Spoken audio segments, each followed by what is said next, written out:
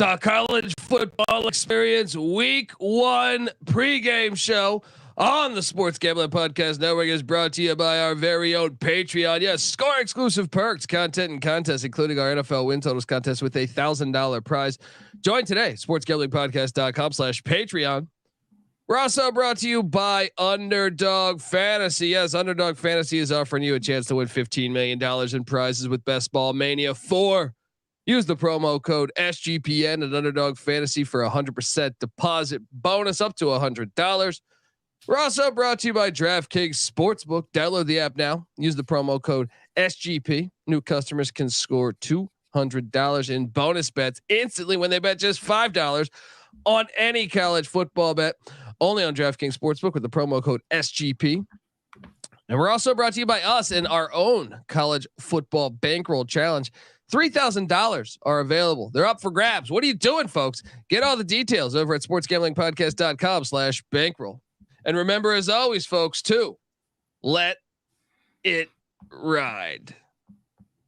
Hey, this is Derek Stevens. I'm the owner of Circa Las Vegas. You're listening to SGPN. Let it ride.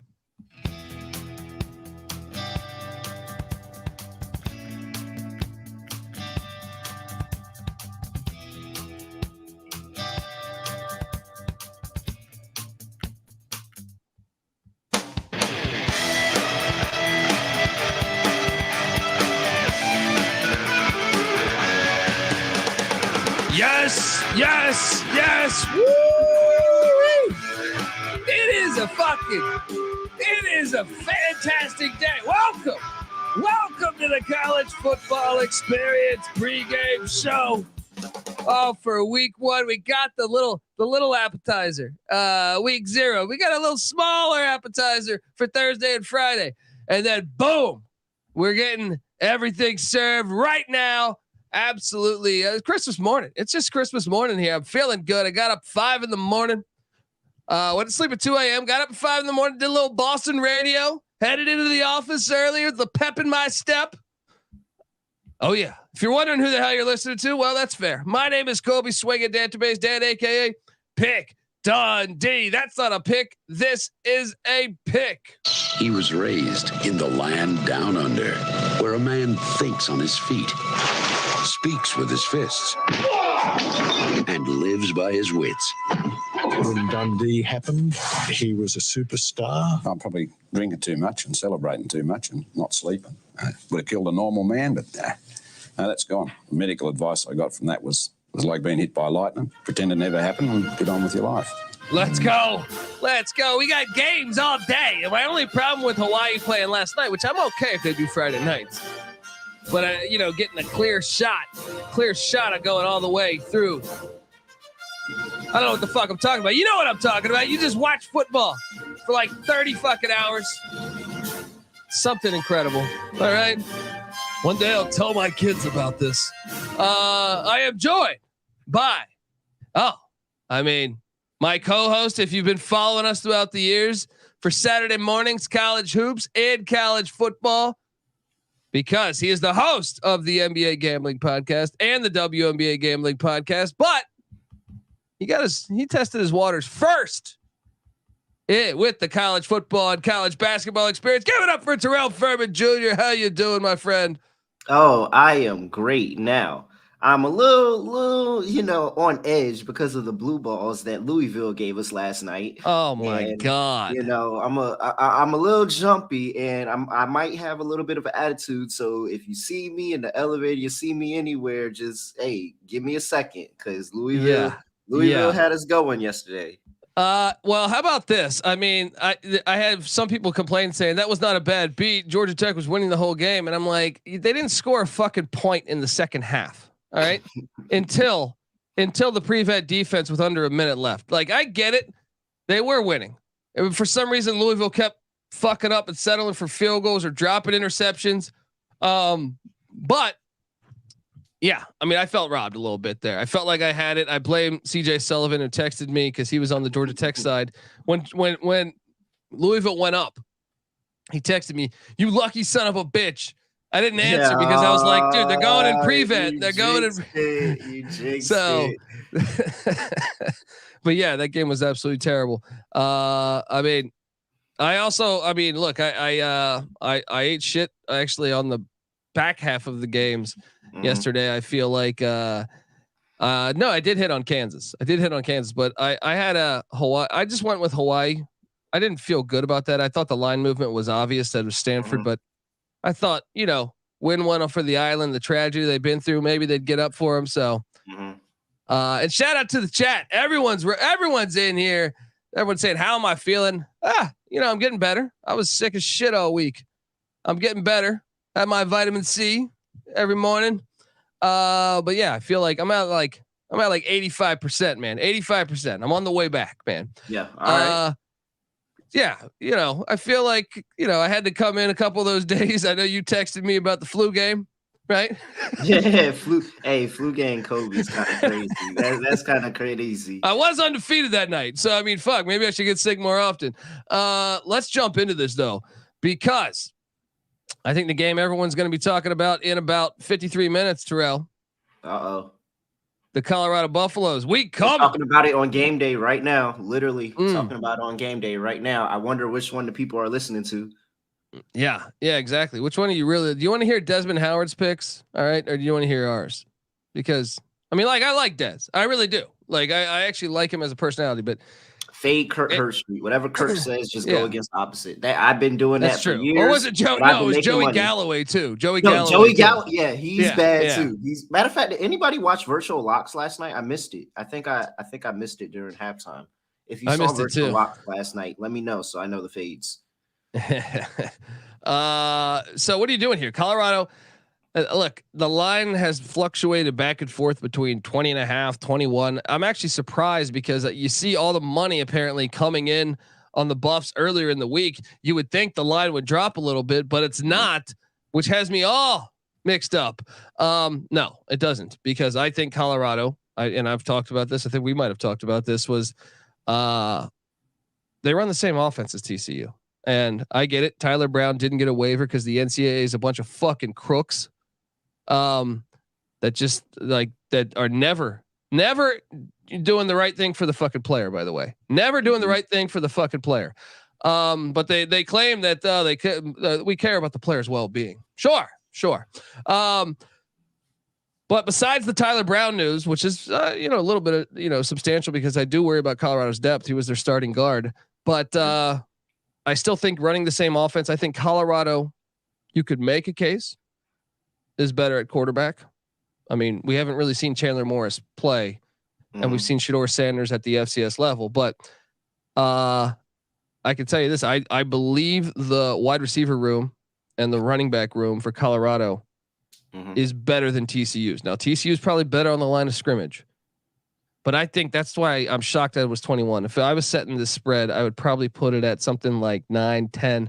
21 is shocking to me. I do have some action on Colorado plus 775 on the money line, because I think when you have the same offenses and the fact that the more experienced quarterback as far as starts in college football is by far Shedeur Sanders. So I'm on the Buffs. What are you doing here? Yeah, I think I'm rolling with the Buffs too. I'm back and forth. I went back and forth on this one all week, but I think I'm gonna roll with Deion and the Buffs here. I'm really just concerned about the quarterback play for TCU, and I want to see what happens in year 2. Last year the same quarterback he won the job. Like, he beat out Max Duggan in camp. So you gotta have somewhat of talent, but then he goes and, what was it, a collarbone or a shoulder or something against Colorado? And look, he wasn't playing that good in that game. People go back and look at that score. That is a misleading score. It was 7-6 at halftime. And even the only 7 points TCU had was on a punt return. And then they had a trick play for a touchdown. So they had a lot of bogus. I mean, yes, TCU deserved to win that game. I'm not saying Colorado deserved to win it, but I'm saying it was not your traditional, just dominating performance. If anything, TCU, all the close games they played in a year ago, they only returned 3 starters on the offensive side of the ball. The defense does return 6 or 7, depending on how you want to grade the transfer that's coming in.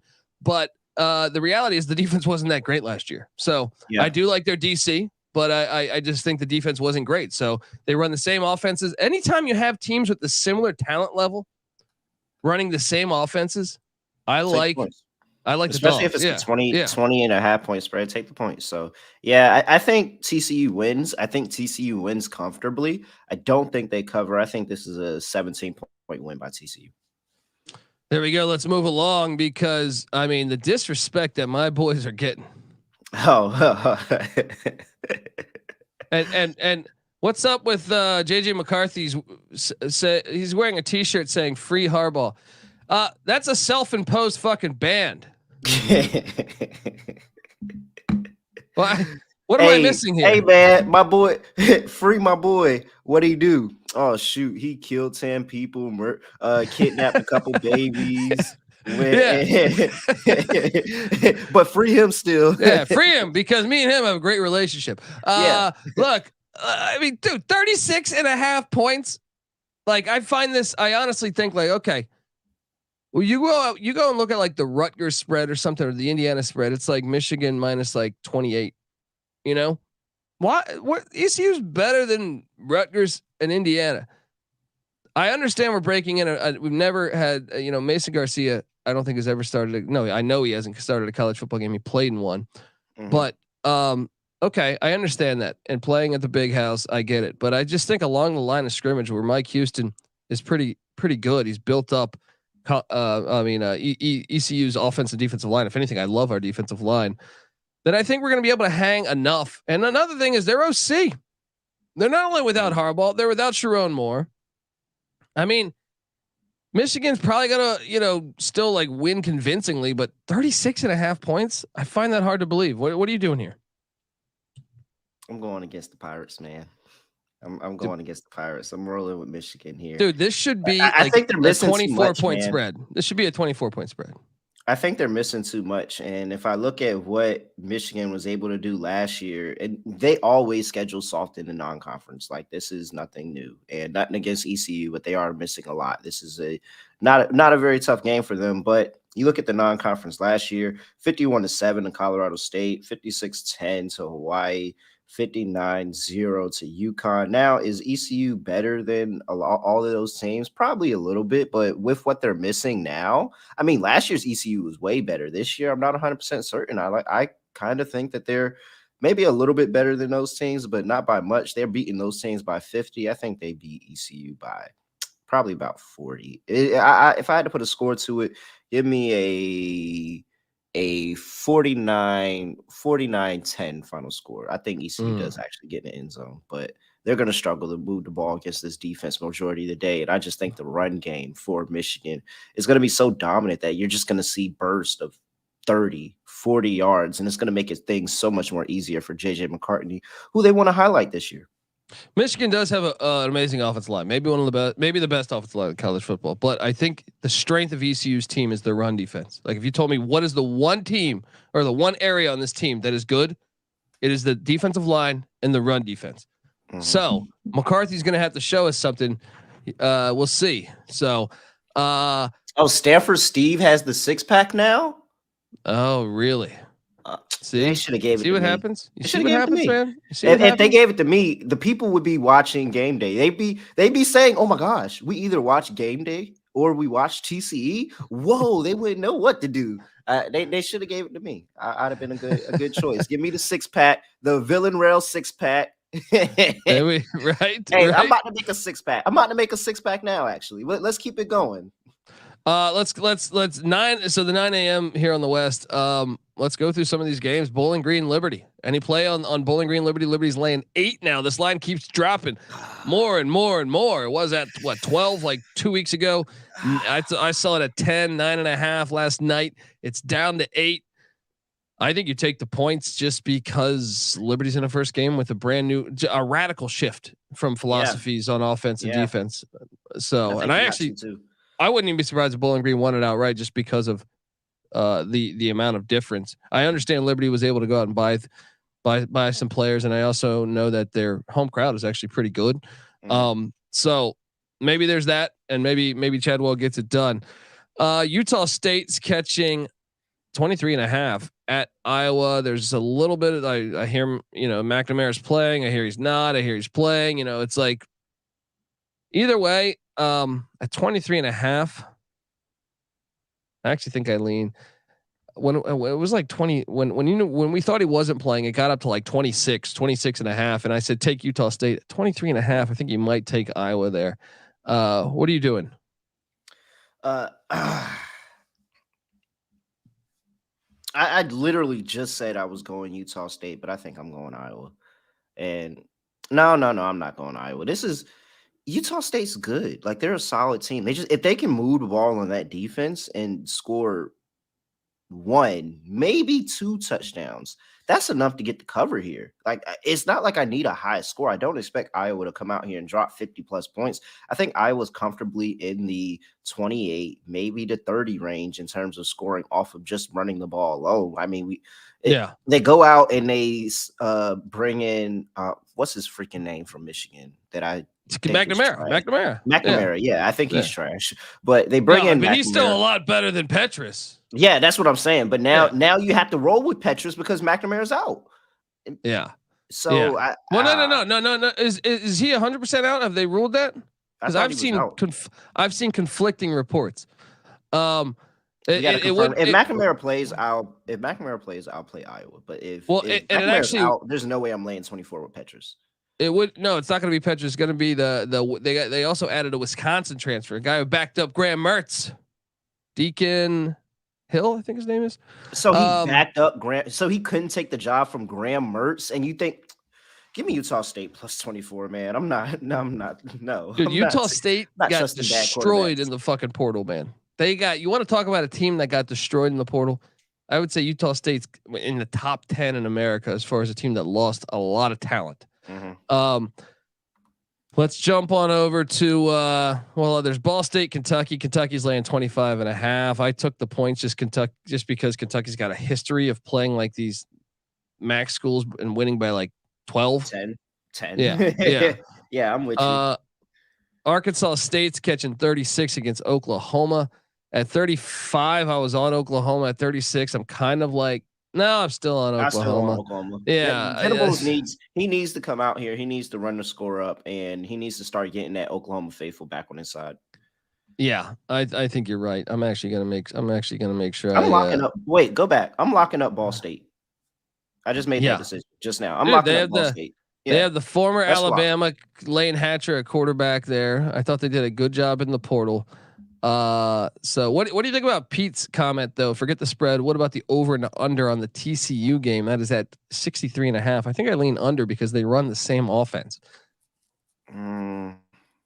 Yeah, I mean, I understand they run the same offense. People think that it's a little bit faster with tempo. They may put up the points, but it also makes it easier to defend because you've been practicing against that offense for 2 weeks now. You know how to play that offense. I think that this is the public probably says over. This probably goes under. Yeah. I think that's what I'm saying. I think everyone's going to be on the over.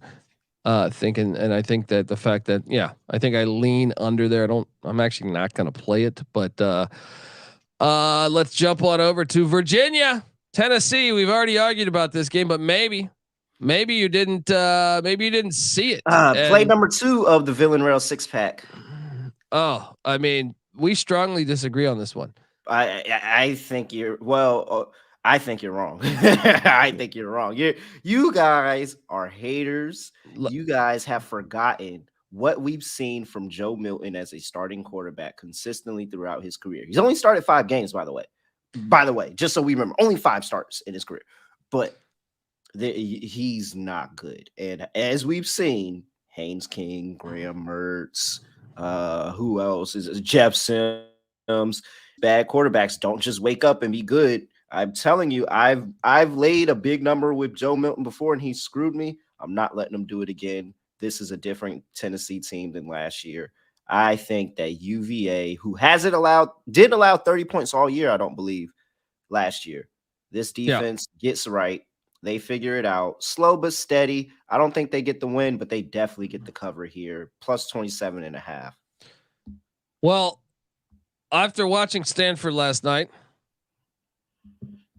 They were a lot better than I thought they would be, and I think Troy Taylor's a very good coach, right? So I am buying in that the Virginia Cavaliers are the worst Power 5. Now, maybe Northwestern, with all that shit that happened, is the only one that could be worse. I was thinking before maybe Stanford. I think Stanford would actually beat Virginia by double digits. So wait till we'll wait till the post game show. We'll wait for the post game show. That's gonna be. I'm telling you, this UVA team is better. Man. I say lay it all day. Lay it all day. To me, you ready for this one?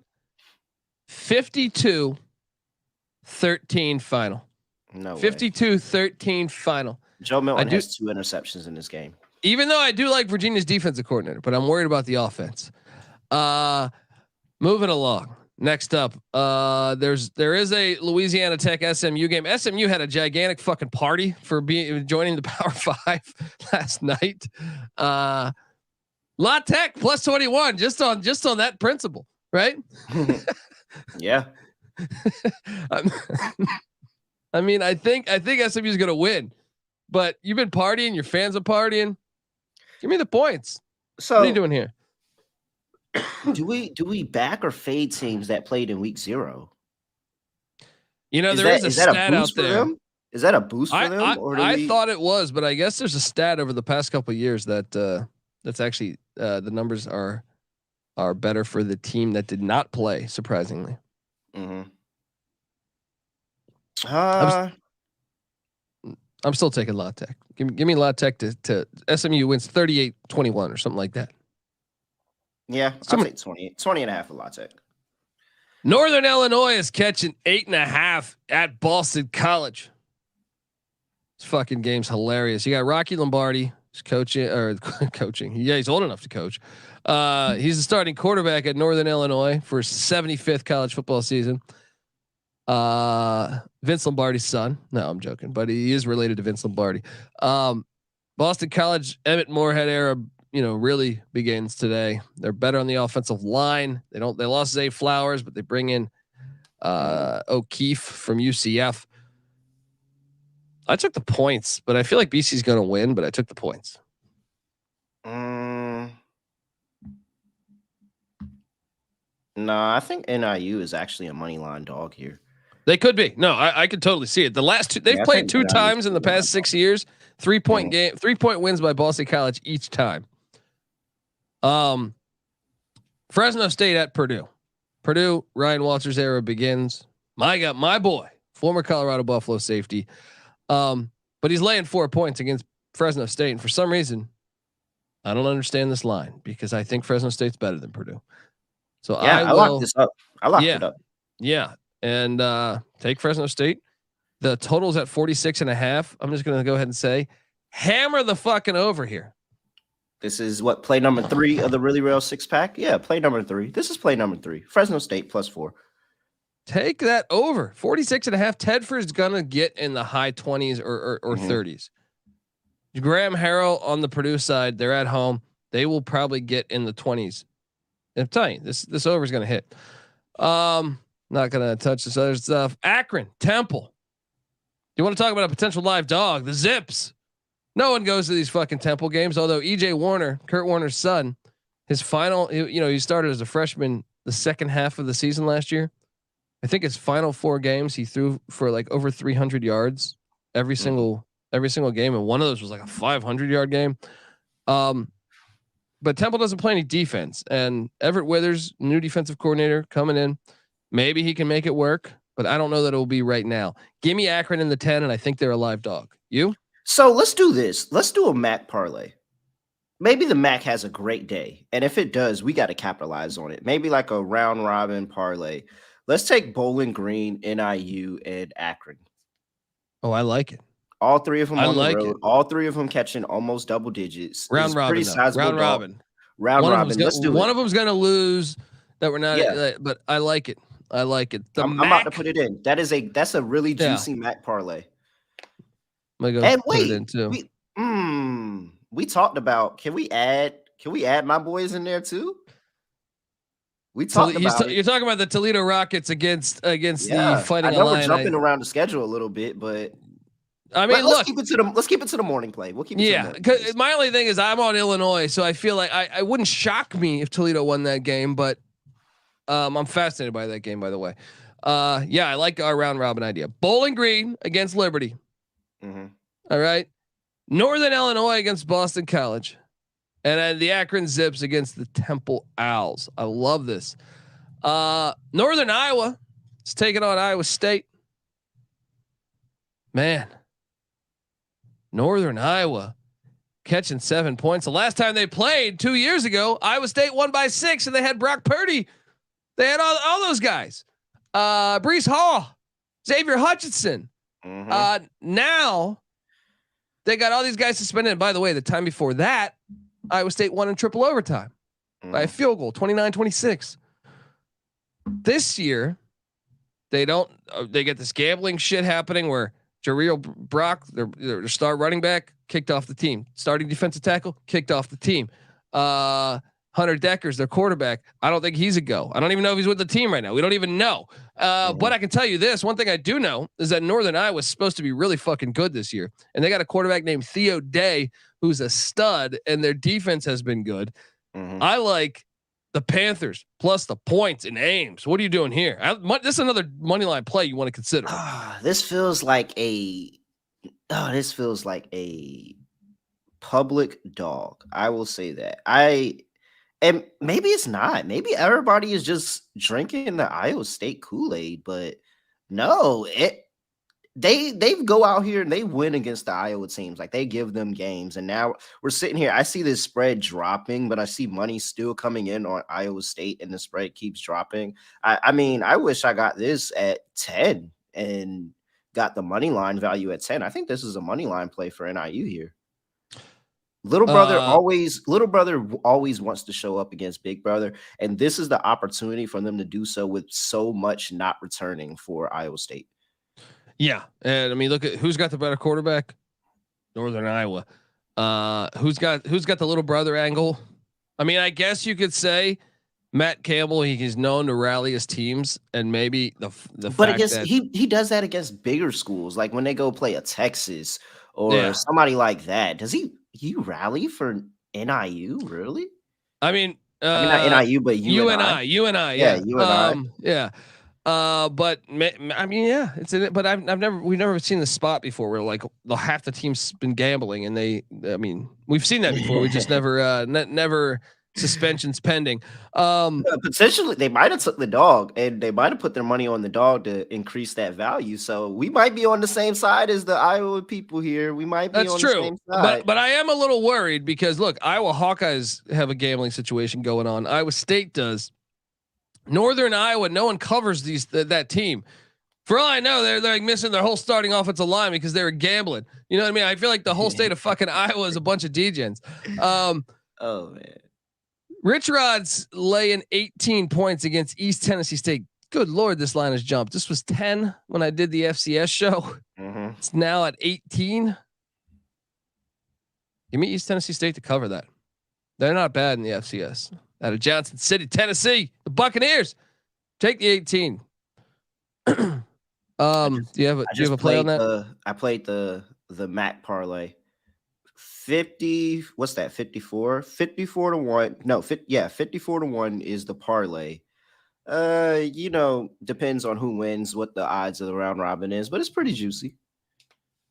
Yeah, definitely. I'm putting it in too. South Florida, Western Kentucky. Patty C's thinking Alex Galesh is going to take South Florida to the promised land. Patty C thinks USF is going to be the next national champions. Yeah. I mean, he's all in. They said they're building the stadium on campus. They're getting 13 at Western Kentucky. I'll say this, man. You look back at South Florida season a year ago, like a 3-point loss at the Swamp in a game that I almost feel like they should have won. Mm-hmm. They pushed Cincinnati to the brink. They pushed UCF to the brink. Mm-hmm. I do think they were better than 1-11. Can Galesh come in to a talented team and cover 13? I think he might be able to, even though I know Western Kentucky brings back Austin Reed and Corley, and I think they might be able to cover that. I'll take the points. I don't feel great about it, but I'll take the points. What are you doing here? I think it's a tad too many here.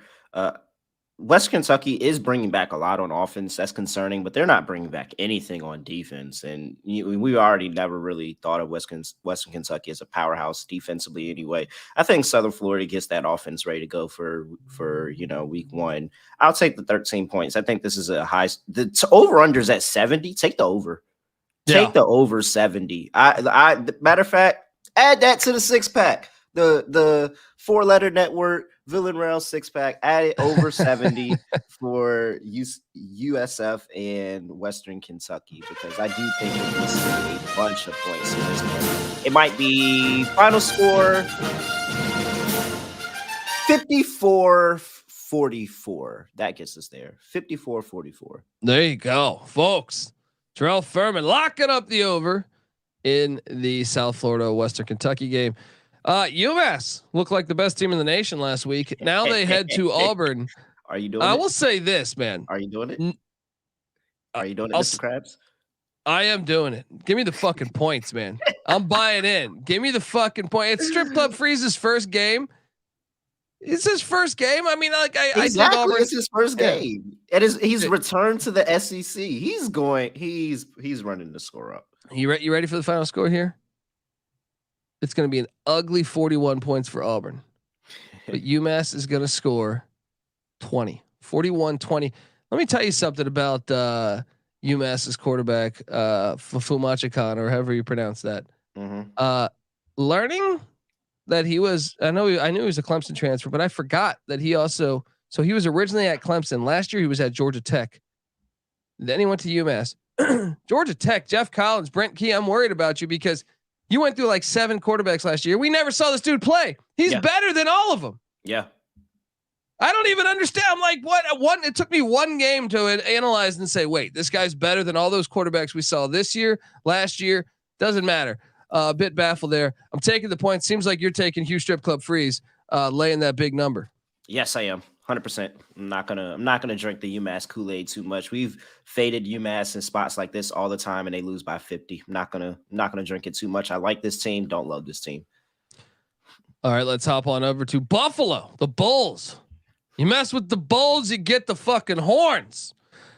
They're catching 28 against the Wisconsin team that is just changing their whole fucking identity. Give me the Bulls plus 28. I think that look, Maurice Lindquist, defensive guy.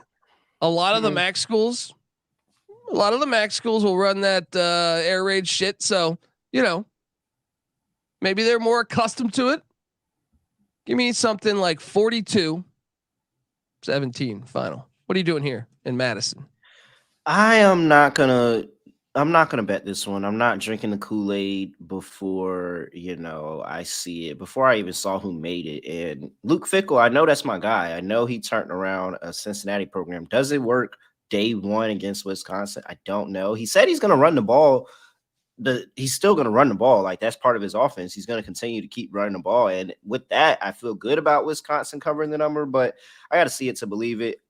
Slight lane to the Wisconsin Badgers to cover 27.5. If it was 28, I probably would have, stuck with the Buffalo Bills. But 4 touchdowns, they might get there. So I locked up East Carolina. I locked up Colorado.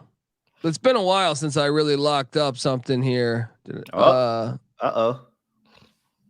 Ohio State Buckeyes laying 30 in Bloomington. Look, they're going to want to play both quarterbacks. I think they have a chip on the shoulder. The way they lost they almost won the national championship in a way. They would have been playing TCU and they would have been favored had they made that field goal. There's people complaining about Ryan Day. They can't beat Michigan. They're finally getting, negative press against them.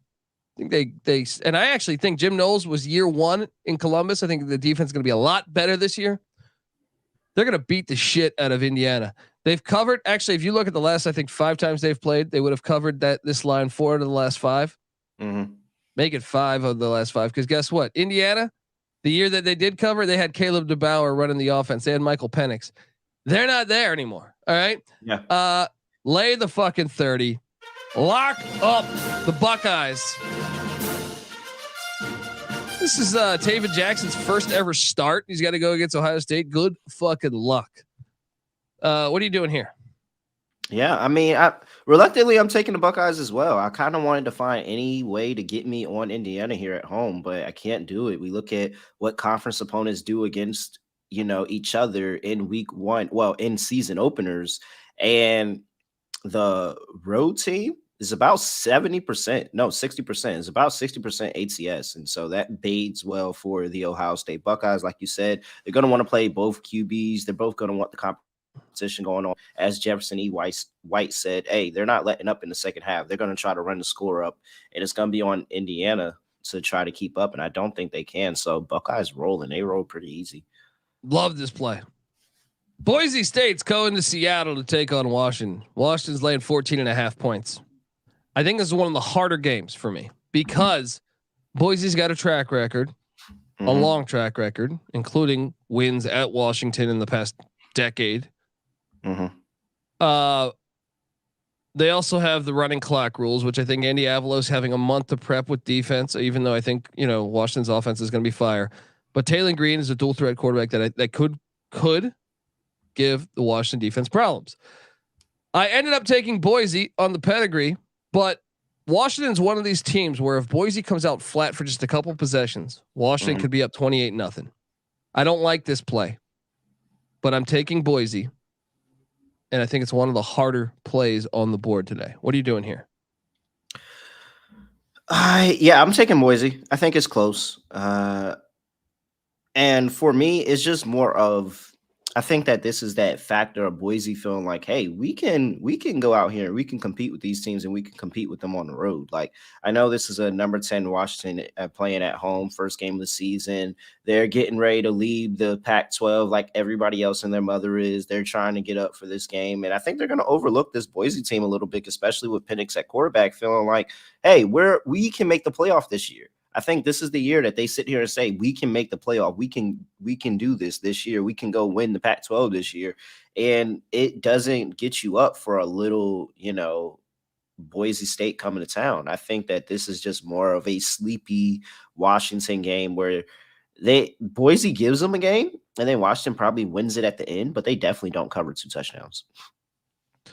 Yeah. It's a fascinating game. There's 2 FCS games against FBS teams that I want to key in on here. Gardner-Webb, if you look at a year ago, they almost beat Coastal Carolina at Coastal. I think they lost by 4. Then they lost at Liberty by 1. And they did lose to Marshall by, I think the final score was 21, but it was I think 14-7 game in the fourth quarter.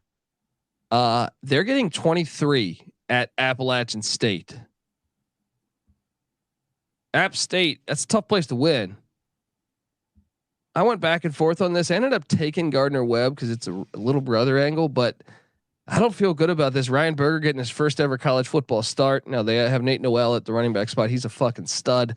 What are you doing here in Boone?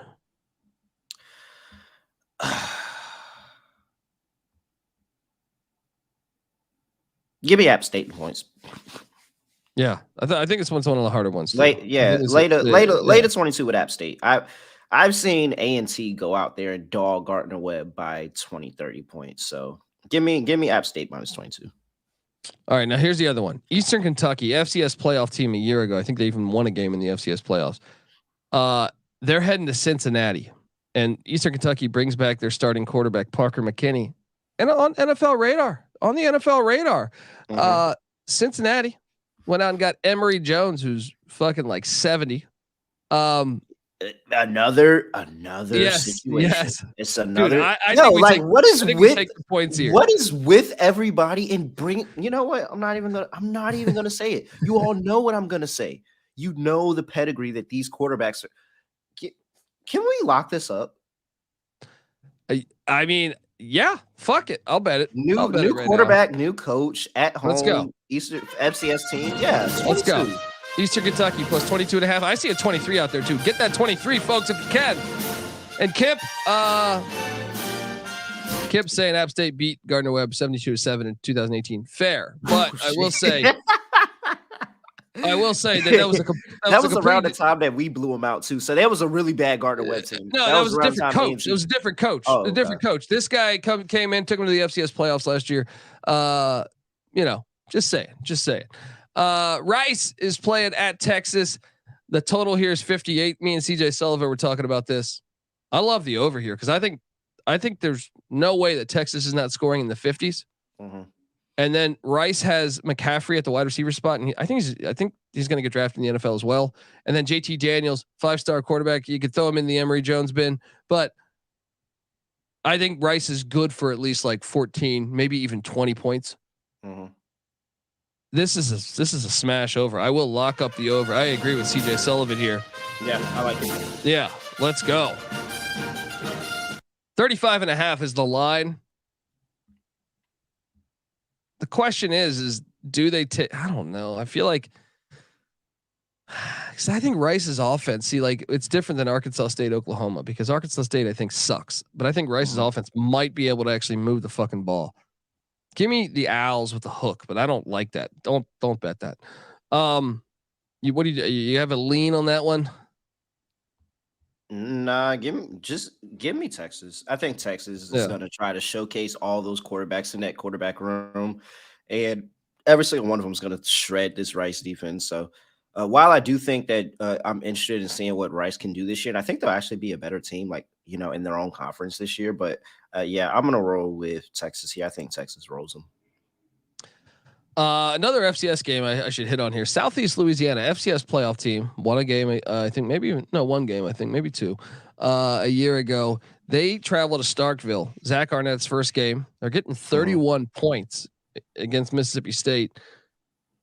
Interesting, considering they're no longer doing the air raid in Starkville. 31's a big number. I'll take the points. What are you doing here? Yeah, I don't know what to expect from. I actually think that Mississippi State's not going to be that good.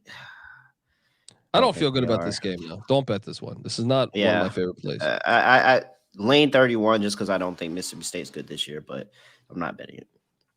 California, the Golden Bears, now an ACC team, are heading to. I feel like there's precedence here. This line keeps dropping. Why does this keep dropping? It's down to 5. This thing was at like 7.5, 8. I feel like 2 weeks ago. Even last night, I think I saw it at 6.5 or 7. The Golden Bears are laying 5 in Denton, Texas, on the road. Part of the reason why the Pac-12 doesn't exist anymore is you play so many fucking road games. You see it with Stanford at Hawaii, Cal at North Texas, Oregon State at San Jose State, Washington State at Colorado State. What are you doing, folks? I'm going to take at 5. I take Cal. When it was 8, I was thinking anything more than a touchdown, I was going to take North Texas. At 5, give me the California Golden Bears. What are you doing here? I'm on the other side of you. I think North Texas is a live dog here. First of all, the Sun Belt has CUSA. Oh no, AAC now. AAC now. Everything's going. But either way, last year we talked about what the Sun Belt did against the Pac-12, and they were able to show up a couple of games. Now I'm sitting here and I'm seeing California going on the road to North Texas. If this was at Cal, then okay, I'm with you. But I think that at North Texas, this is a game they're getting up for. They see that, hey, this team just made splash news. They're going to the ACC. They're doing all of this, and North Texas is like, all right, but you're not about to walk in here and just dominate the game over us. I think North Texas is a live dog. I'll take them still at +5, and I like the sprinkle on the 200 money line there. Okay, we gotta go hit power mode here. Bryant, UNLV's laying 15.5. Give me the points. Yeah. Albany, Reese Poffenberger, the legend, getting 24.5. Getting 24.5. I guess I'll take the points with Reese Poffenberger, man. at Marshall. Let's go with Big Poff, baby. The Nevada Wolfpack are catching 38 at USC. I will take USC. You? Yeah. Now, the chat was talking about this. The over under came down on 2 points or 3 points. 63.5. I say you take the over because I see USC scoring in the 50s again. Mm-hmm. And that means all you need from Nevada is 10 points. And I do not have any faith in the USC defense. So give me the over, even though I know it's popular, but give me the over. Yeah, I can't see myself taking an under with USC, regardless of what happens. If I see the spread drop like that, then I'm probably just a no play. But I don't think I'll ever take an under in USC unless they play like Utah or something. Washington State is laying 9 on the road at Colorado State. Colorado State is a live dog here, guys. Give me the points all day. Lock up the points. I'll take the points. I literally was just about to bet this game. I mean, Wazoo might win, but take the points and bet this thing. But I think you sprinkle a little bit on that money line. Yeah, you agree?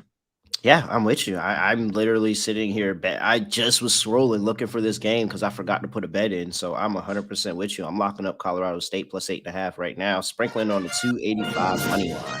Let's go. Texas State's catching 27.5 at Baylor. I struggle with this one. Give me the points, but I don't like it. What are you doing here? No,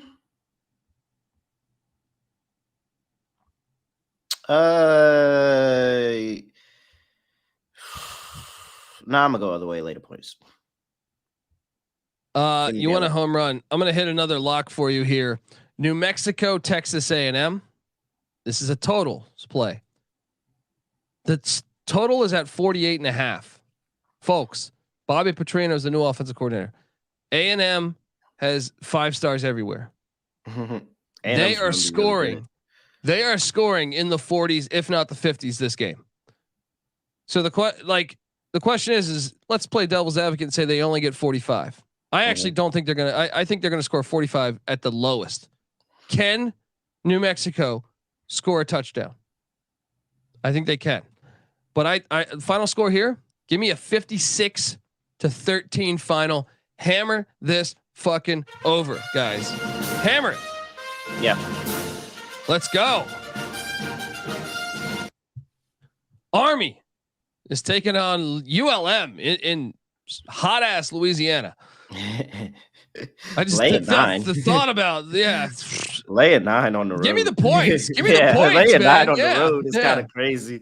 I'm very good on that. Give me ULM. ULM is bad, but give me ULM plus 9. I'm not laying 9 with Army on the road. First game of the season. UTSA is laying 2 at Houston. You seen these Houston Cougar uniforms? Whoo. Retro. So does Houston drink the same Kool-Aid as UCF trying to put on a show first game? Yes. Or yes. You think so? You think so? I do. They've got they got Andre Ware's coming back. They got a bunch of guys in the house. I forget what's his name? The Ohio State kid Stroud's going to be there. There's a ton of players that are coming, former alums. I'm buying in. Look, UTSA should have beat Houston last year, man. They had the opportunity. They blew a 17-point fourth quarter lead. I lost a bunch of money on that game. Houston is going to get them here because everyone's excited about them in the Big 12. And Holgorsen saying that shit about A&M and Texas, I think, is fired up that alumni. I am taking the Houston Cougars plus 2. What are you doing here? Just play it on the money line, by the way. Just play it on the money line. Don't even take the 2. I'm split. I'm torn. But UTSA has already let me down once already. It might be just who they are. Nah, I'm gonna go with UTSA one more time. Oh, come on. It's you can spoil their first game in the Big 12, and you blew a 17-point lead in the fourth quarter last year. Like, this is the ultimate get up spot. This is probably why they looked ahead. So yeah, give me UTSA. Well, that was UTSA, but give me UTSA. Yeah, I like UTSA to get it done. North Carolina, South Carolina squaring off in Charlotte. This line's at 2.5. Carolina. No, it's funny when you say Carolina. People say, what is Carolina? Come on, it's North Carolina. All right. It is. Danny Cannell talking about this. It is. Yeah. North Carolina's laying 2.5. What's your 6-pack play here, Terrell Fairman? Give me South Carolina plus the points and the money line. They're gonna get it done. They've already beaten this team in Charlotte before.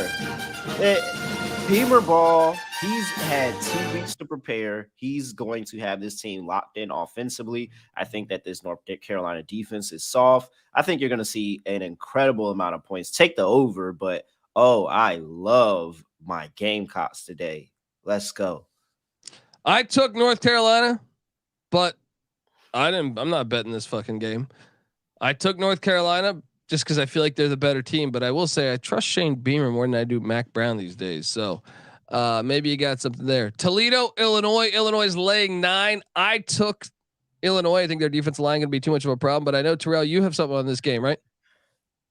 Yeah. I'm on Toledo, man. I am on Toledo. I got Toledo plus 9.5. I see it at 8.5 now, so I'm feeling a little good about that. Not gonna. You just look at what they're bringing back defensively, and even our guy Phil Steele talked about it. He has Toledo as a top 50 defense in the nation. Like that's big for a match. They squad. Return a ton, man. They return have a ton. Yeah. NFL players that are potentially on defense. I think that they returned 16 of 22 starters. Like that's 8 on both sides of the ball. Really, really good here. I think that they're probably one of the best group of 5s this entire year. And I think they're money line dogs here. I really do. See, here's my thing. I love Toledo's team, but I think it's going to be close. Even at halftime, I wouldn't be surprised if Toledo's up 17-14 or 13-10. But I think the wear and tear of Bielema ball. I think fourth quarter they open it up.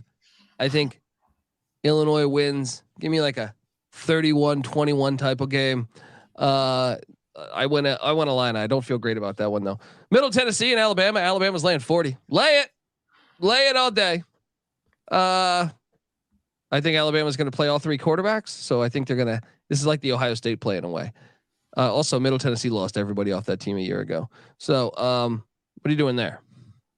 Yeah, Alabama first half. Saban first half spreads are amazing. Alabama first half for sure. All right, well, now we're getting to the beef of the schedule here because I got a money line dog and it's in Laramie, Wyoming. All right, plus 450 currently. I got it at 500 though, because we're a little sharper over here.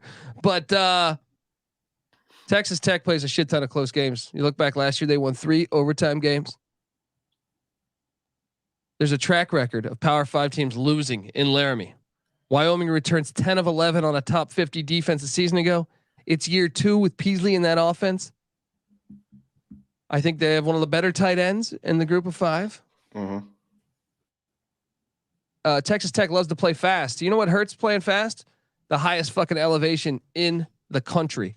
Let's go. Wyoming plus 13.5 plus 14. I also like it as a money line play. Let's fucking go. What are you doing here? I love home dogs. I love home dogs. This seems like a chance where Texas Tech is really going to overlook this team and really underestimate, especially that fast offense. Like I think Texas Tech may get out early, but as that game goes on, they're going to be gassed, and Wyoming's going to be able to find seams and be able to make big plays. So yeah, I'm with you 100%. Give me Wyoming. Lock it up. Lock it on the up. Money line. Yes, absolutely. Take both. West Virginia, this line's jumped up. I'm currently seeing at 21. It was at like 20 or 20.5 forever. I'm on West Virginia. I think this line's a little disrespectful. I think, I understand Penn State's home crowd, and that's the only thing that scares me from locking this. Mm-hmm. But I did bet this. It just didn't go heavy on it. I think Dub V returns their entire offensive line. I think their defense is better than people think. And I think they can cover the 21. We've never seen Drew Allen play. Kirk Herbstreit just took UTSA. Oh, I told you. Houston money line. Let's go ahead. Just play the music. Yeah, play the music. Yeah. Holgerson, baby. Roy Munson 2.0. Let's go. West Virginia plus 21. I did bet it. I just went a little light. Just threw $50 on Dub V, just because of the momentum of that fucking environment. But I honestly believe if this was a neutral site game, I think the line should be around 7, maybe 8. Yep. You taking Dub V? Yeah, I'm taking Dub V. It's too many points, man. It's too many points. I would take a teaser with Penn State. I don't think it's as close as you think. I think it is maybe a 2-touchdown game, but that's at the most 2 touchdowns. I'm not interested in getting into 3+ range or anything like that. Give me 20.5. South Alabama, Tulane. I got a live dog here. All right. And I'm locking this up because I already bet the hell out of this. South Alabama plus 6.5. Also just play it on the money line plus 210. I think I got it at. Let's go. All right. Tulane replacing their defensive coordinator, replacing a lot of their running backs. They won a lot of close games a year ago. 18 starters back for South Alabama. including their starting quarterback, Carter Bradley, who's like 70. Everyone's talking Michael Pratt. Michael Pratt's a great quarterback. Carter Bradley's underrated.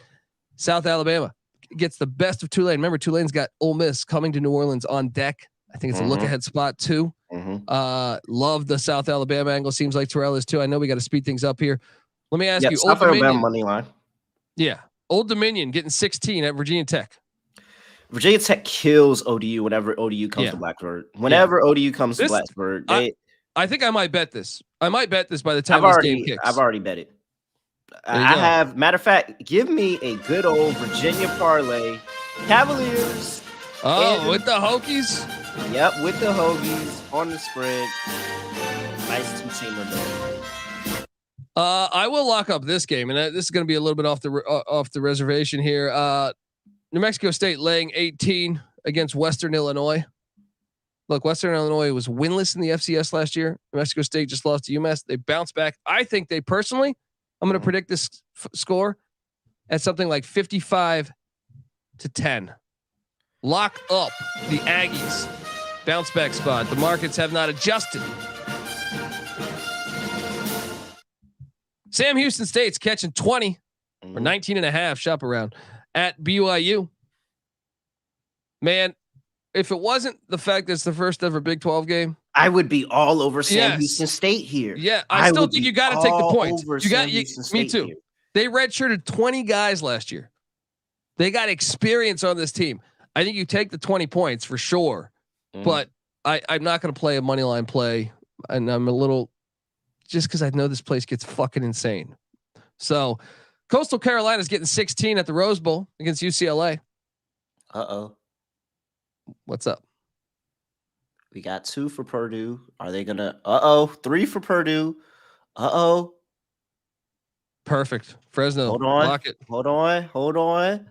Lee. Oh, Lee went Fresno. He messed it up. Coastal Carolina's getting 16. Kurt. Yes, Kirk went Purdue. Yes. Oh. Lock up Fresno. Let's go. Tedford, baby.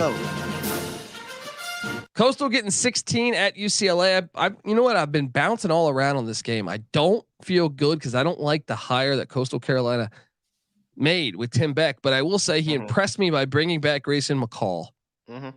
I've been bouncing all around. At the end of the day, I went UCLA minus 15.5. What are you doing here?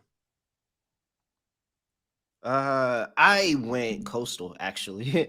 And it was the McCall angle. Like, I just think that Grayson McCall, regardless of who's coach, he feels like that he can make it to the next level.